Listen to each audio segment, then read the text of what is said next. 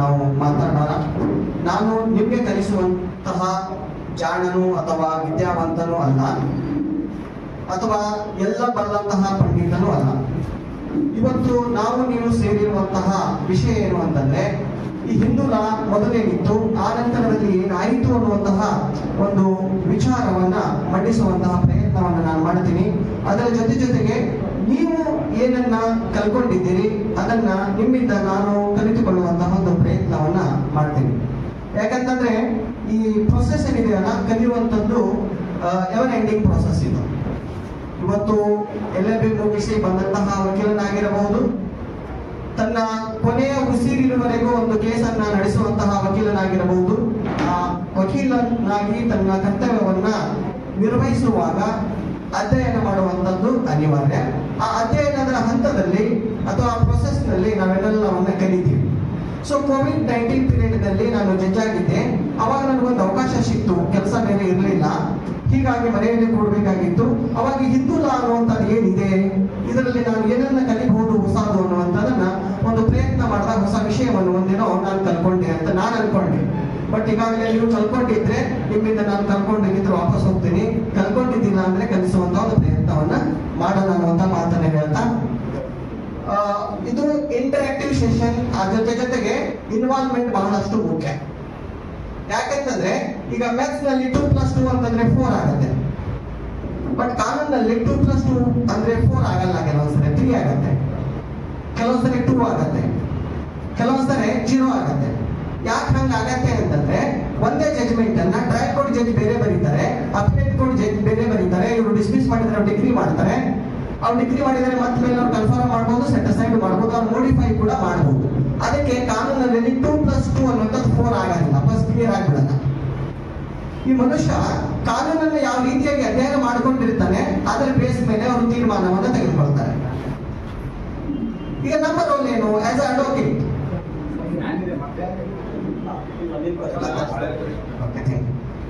ಈಗ ಈ ಪ್ರೊಸೆಸ್ ನಲ್ಲಿ ನಮ್ಮ ಕಡೆಗೆ ಸುಮಾರು ಕೇಸ್ ಬರ್ತವೆ. ಅದರಲ್ಲಿ ಮೇಜರ್ ಕೇಸಸ್ ಲಿಟಿಗೇಷನ್ ನನ್ನ ಎಕ್ಸ್ಪೀರಿಯನ್ಸ್ ಹೇಳುತ್ತೆ 75% ಎಲ್ಲ ಪಾರ್ಟಿಷನ್ ರಿಲೇಟೆಡ್ ಕೇಸ್ ಇರ್ತವೆ, ಅಥವಾ ಈ ಆಸ್ತಿಗೆ ರಿಲೇಟೆಡ್ ಕೇಸ್ ಇರ್ತವೆ. ಅದು ಅಗ್ರಿಮೆಂಟ್ ಫಾರ್ ಸೇಲ್ ಆಗಿರ್ಬೋದು, ಸೇಲ್ ಮಾಡಿದ್ದಾಗಿರ್ಬೋದು, ಪಾರ್ಟಿಷನ್ ಆಗಿರಬಹುದು, ಸರಿಯಾಗಿ ಪಾರ್ಟಿಷನ್ ಆಗಿಲ್ಲ ಅಂತ ಆಗಿರಬಹುದು, ಅದ್ರ ಮೇಲೆ ಇಂಜೆಕ್ಷನ್ ಆಗಿರಬಹುದು, ರಿಓಪನಿಂಗ್ ಪಾರ್ಟಿಷನ್ ಆಗಿರಬಹುದು, ಸೋ ಮೆನಿ ಕಾನ್ಸೆಪ್ಟ್ಸ್. ಅದ್ರ ಬೇಸ್ ಮೇಲೆ ಡಿಕ್ಲರೇಷನ್ ಕೂಡ ಆಗಿರಬಹುದು. ಈ ಎಲ್ಲ ಪ್ರೊಸೆಸ್ ಅನ್ನು ನೋಡಿದಾಗ ಹಿಂದೂ ಲಾ ಕಲ್ಕೊಳ್ಳುವಂಥದ್ದು ಬಹಳ ಅವಶ್ಯ ಇದೆ ಅಂತ ನನಗನ್ನಿಸ್ತು. ಹೀಗಾಗಿ ಈ ಒಂದು ವಿಷಯದ ಮೇಲೆ ನನಗೆ ಅವಕಾಶ ಸಿಕ್ಕಾಗ ಅದರಲ್ಲಿ ಒಂದು ತಿಳಿಸಿಕೊಡುವಂತಹ ಪ್ರಯತ್ನವನ್ನ ನಾನು ಮಾಡ್ತಾ ಇದ್ದೀನಿ. ನೀವೆಲ್ಲರೂ ಒಂದು ವಿಷಯವನ್ನ ಮನದಲ್ಲಿ ಇಟ್ಟುಕೊಂಡು ಬಿಡಿ. ದಯಮಾಡಿ ನಾನೇ ನಿಮಗೆ ಟೆಸ್ಟ್ ಮಾಡ್ಲಿಕ್ಕೆ ಬಂದಿಲ್ಲ, ನಿಮ್ಮ ನಾಲೆಜ್ ಅನ್ನ ಚೆಕ್ ಮಾಡ್ಲಿಕ್ಕೆ ಬಂದಿಲ್ಲ, ಅಥವಾ ನಿಮಗೆ ನನ್ನ ಪಾಂಡಿತ್ಯವನ್ನ ಕಲಿಸ್ಕೊಳ್ಲಿಕ್ಕೆ ಬಂದಿಲ್ಲ. ನಾವು ನೀವು ಎಲ್ಲರೂ ಸೇರಿ ಒಂದು ಪ್ರಯತ್ನವನ್ನ ಮಾಡೋಣ. ಕಾನೂನು ಏನ್ ತಿಳ್ಕೊಂಡಿದೀವಿ, ಇವತ್ತಿಂದ ಕಾನೂನು ಏನಿದೆ ಅನ್ನುವಂಥದ್ದನ್ನು ನಾವು ಕಲ್ಕೊಂಡಾಗ ಇದೇನೋ ಸ್ವಲ್ಪ ವ್ಯತ್ಯಾಸ ಇದೆ ಅನ್ನುವಂಥದ್ದನ್ನ ನಾವು ನಮ್ಮಷ್ಟಕ್ಕೆ ನಾವೇ ಚೆಕ್ ಮಾಡೋಣ. ಆಯ್ತು. ಹಾಗಾಗಿ ನಾನು ಯಾರಿಗಾದ್ರೂ ಪ್ರಶ್ನೆ ಕೇಳಿದ್ರೆ, ಇನ್ಕ್ಲೂಡಿಂಗ್ ಸೀನಿಯರ್ ಆಗಿರ್ಬೋದು, ಜೂನಿಯರ್ ಆಗಿರ್ಬೋದು, ದಯಮಾಡಿ ಅನ್ಯತಾ ಭಾವಿಸ್ಬೇಡಿ. ಹಾಗೇನಾದ್ರೆ ಹೇಳ್ಬಿಟ್ಟು ನಾನು ಕ್ವಶನ್ ಕೇಳಿದಾಗ ಪಾಠ ಮಾಡಿ ಹೋಗ್ಬಿಡ್ತೀನಿ. ಆಯ್ತಾ? ಹಾಗಾಗಬಾರ್ದು, ನಮ್ಮ ಪ್ರಯತ್ನ ವ್ಯರ್ಥ ಆಗಬಾರ್ದು ಅನ್ನೋ ಉದ್ದೇಶಕ್ಕಾಗಿ ನಾನು ಏನಾದ್ರೂ ಕ್ವಶನ್ಸ್ ಅನ್ನ ಕೇಳಿದಾಗ, ಒಂದು ಎಕ್ಸಾಂಪಲ್ ಅನ್ನ ಹೇಳಿದಾಗ ದಯಮಾಡಿ ತಮ್ಮ ರಿಯಾಕ್ಷನ್ ನನಗೆ ಬೇಕು. ಯಾಕೆ ಬೇಕಂದ್ರೆ ನಾನು ತಿಳ್ಕೊಂಡಿದ್ದು ಕರೆಕ್ಟ್ ಇದೆಯೋ ಇಲ್ಲೋ ನಾನು ಚೆಕ್ ಮಾಡ್ಕೋಬೇಕಾಗಿದೆ. ಸೊ ಆ ಉದ್ದೇಶಕ್ಕಾಗಿ ನಾನು ನಿಮ್ಮ ಪ್ರಶ್ನೆ ಮಾಡ್ತೀನಿ ಹೊರತು ನಿಮ್ಮ ನಾಲೆಜ್ ಅನ್ನ ಚೆಕ್ ಮಾಡ್ಲಿಕ್ಕೆ ಅಲ್ಲ. ಇಲ್ಲಿ ಒಂದು ಎಕ್ಸಾಂಪಲ್ ಇದೆ, ದಯಮಾಡಿ ಎಲ್ಲರೂ ಬರ್ಕೋಬೇಕು. ಎಕ್ಸಾಂಪಲ್ ಅನ್ನ ದಯಮಾಡಿ ಬರ್ಕೋಬೇಕು. ಯಾಕಂದ್ರೆ ಇದು ಅಸೆಸ್ಮೆಂಟ್ ಟೆಸ್ಟ್. ನಮಗೆ ನಾವು ಏನನ್ನ ಕಲ್ಕೊಂಡಿದೀವಿ, ನಾವು ಎಲ್ಲಿದ್ದೀವಿ, ಈ ಸೆಷನ್ ಮುಗಿದ ಮೇಲೆ ಎಲ್ಲಿಗೆ ಹೋಗ್ತೀವಿ ಅಥವಾ ಏನನ್ನ ತಿಳ್ಕೊತೀವಿ ಅನ್ನುವಂಥದ್ದನ್ನ ಒಂದು ಚೆಕ್ ಮಾಡುವಂತ ಒಂದು ಸಂದರ್ಭ ಇದೆ. ಒಂದೆರಡೇ ಎಕ್ಸಾಂಪಲ್ ಇದಾವೆ. ಏನಿದೆ, ಎಕ್ಸ್ ಅನ್ನುವಂತ ವ್ಯಕ್ತಿ ಇದ್ದಾನೆ, ಆತನಿಗೆ ಒಬ್ಬ ಹೆಂಡತಿ ಇದ್ದಾರೆ, ಇಬ್ಬರು ಗಂಡು ಮಕ್ಕಳು, ಇಬ್ಬರು ಹೆಣ್ಣು ಮಕ್ಕಳಿದ್ದಾರೆ, ಒಬ್ಬರು ಮ್ಯಾರಿಡ್ ಇದ್ದಾರೆ, ಒಬ್ಬರು ಅನ್ಮ್ಯಾರಿಡ್ ಇದ್ದಾರೆ. ಒಬ್ಬ ಎಕ್ಸ್ ಅನ್ನುವಂತ ವ್ಯಕ್ತಿ ಇದ್ದಾನೆ, ಆತನಿಗೆ ಡಬ್ಲ್ಯೂ ಅನ್ನುವಂತಹ ಹೆಂಡತಿ ಇದ್ದಾರೆ, S1 S2 ಇಬ್ಬರು ಗಂಡು ಮಕ್ಕಳಿದ್ದಾರೆ, D1 D2 ಇಬ್ಬರು ಹೆಣ್ಣು ಮಕ್ಕಳಿದ್ದಾರೆ, D2 ಮ್ಯಾರೇಜ್ ಆಗಿದೆ. S1 ಗೆ ಮಗ ಇದ್ದಾನೆ, ಮೊಮ್ಮಗ ಇದ್ದಾನೆ, ಮೊಮ್ಮಗ ಇದ್ದಾನೆ. S1 ಗೆ ಒಂದನೇ ಮಗನಿಗೆ ಇಷ್ಟು ಜನ, ಒಂದು ಜನಾದಸಿ ಇದೆ. ಇದು ಒಂದು ಏನೋ ಎಕ್ಸಾಂಪಲ್. ಇದು ನಮ್ಮ ಕಡೆಗಿಂತ ಕೇಸ್ ಬರ್ತವೆ, ದಯಮಾಡಿ ಎಲ್ಲರೂ ಬರ್ಕೊಂಡ್ರೆ ಅಂತ ಭಾವಿಸ್ತೀನಿ. ಎಕ್ಸ್ ಸತ್ತು ಹೋಗಿದ್ದಾನೆ, ಎಕ್ಸು ಸತ್ತು ಹೋಗಿದ್ದಾನೆ. ಸತ್ತು ಹೋಗ್ಬೇಕಾದ್ರೆ ಹಿಂದೆ ಅವನ ಒಂದು ಸ್ವಂತ ಆಸ್ತಿಯನ್ನ, ನಾವು ಸೆಪರೇಟ್ ಪ್ರಾಪರ್ಟಿ ಅಂತೀವಿ, ಸ್ವಲ್ಪ ಪಡ ಪ್ರಾಪರ್ಟಿ ಅಂತೀವೋ, ಒಂದು ಪ್ರಾಪರ್ಟಿಯನ್ನ ಬಿಟ್ಟು ಸತ್ತು ಹೋಗಿದ್ದಾನೆ. ಇವರು ನಿಮಗೆ ಪಾಲಕ್ ಮಾಡಿಕೊಡ್ರಿ ಅಂತ ನಮ್ಮ ಹತ್ರ ಬಂದಿದ್ದಾರೆ. ಇವತ್ತು ಸಿದ್ಧನೂರಿಗೆ ಬಂದು ಪಾಲ ಮಾಡಿಕೊಡಿ ಅಂತ ಕೇಳ್ತಾ ಇದ್ದಾರೆ.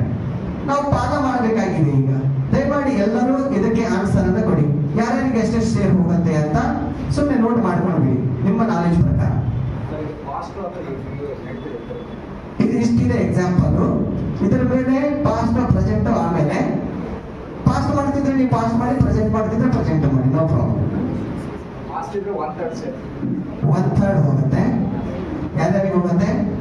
ಎಕ್ಸ್ ಏನಿದೆ ಸರ್ ಅಲೈವ್ ಇದೆ ಅಂತ ತಿಳ್ಕೊಳ್ಬೇಕು. ಒಂದು ಶೇರ್ ಆಗುತ್ತೆ ಸರ್.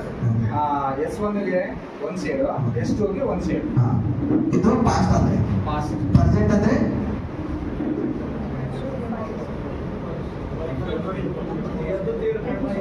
ಬರ್ಕೊಳ್ಳಿ. ನೀವು ಜಸ್ಟ್ ಬರ್ಕೊಳ್ಳಿ, ನಿಮ್ಮ ಮನದಲ್ಲಿ ನೀವೇ ಬರ್ಕೊಂಡು ಇಟ್ಕೊಂಡು ಬಿಡಿ. ಇವ್ರಿಗೆ ಇಷ್ಟಿಷ್ಟು ಪಾಲ, ನಿಮ್ಮ ಕಾನೂನು ನಾಲೆಜ್ ಪ್ರಕಾರ ಇವರಿಗೆ ಇಷ್ಟಿಷ್ಟು ಪಾಲ ಅಂತ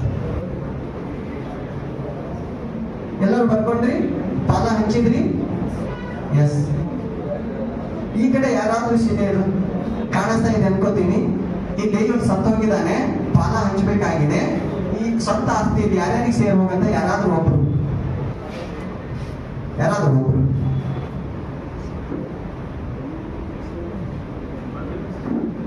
ಹೋಗುತ್ತೆ. 1/5 ಹೋಗುತ್ತೆ ಸರ್. ತಾವು ಪಾಸ್ಟ್ ಆದ್ರೆ 1/3 ಸರ್. ಈ ಪ್ರೆಸೆಂಟ್ ನಡೆಸಿದ್ರೆ 1/5. ಪಾಸ್ಟ್ ಆದ್ರೆ 1/3, ಪ್ರೆಸೆಂಟ್ ಆದ್ರೆ